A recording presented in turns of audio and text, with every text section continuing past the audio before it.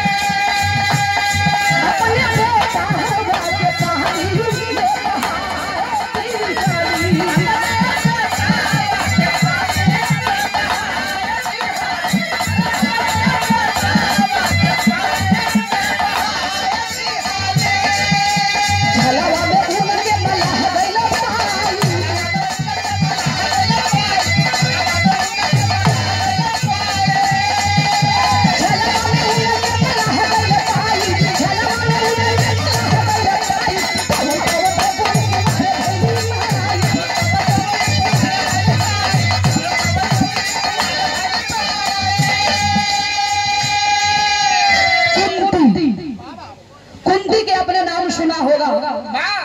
कुंती माँ के कुंवारे अवस्था में गर्भ रह गया। कुंती सोचने लगली कि कुंवारेपन में माही बन जाई। है दुनिया संसार के लोग हमें जिए ना दी, ताना मार के मुआ दी।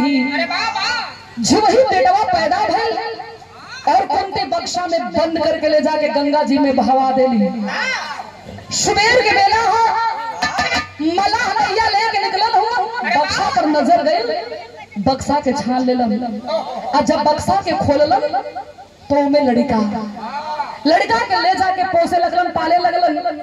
वो लड़का कोई मामूली लड़का नहीं था बाबूजी, वही लड़का महाभारत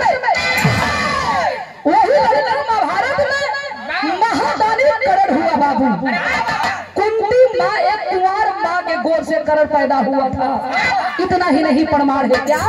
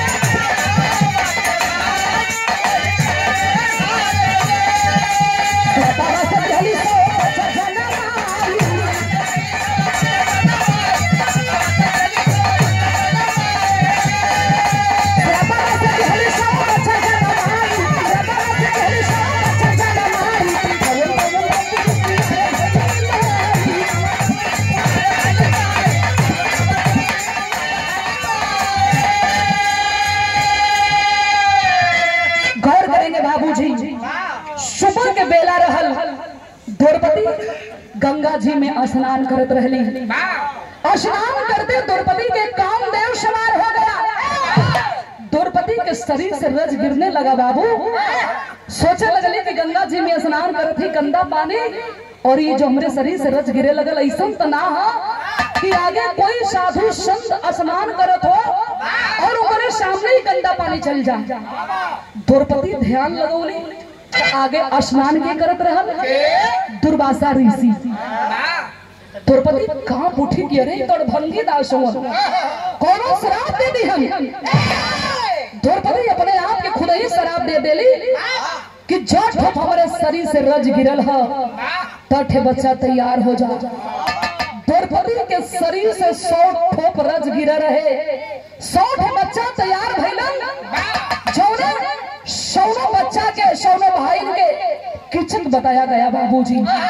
द्रौपदी के कुंवारे अवस्था में 100 भाई किचन पैदा लेलन। इतना ही नहीं भाव है कैसे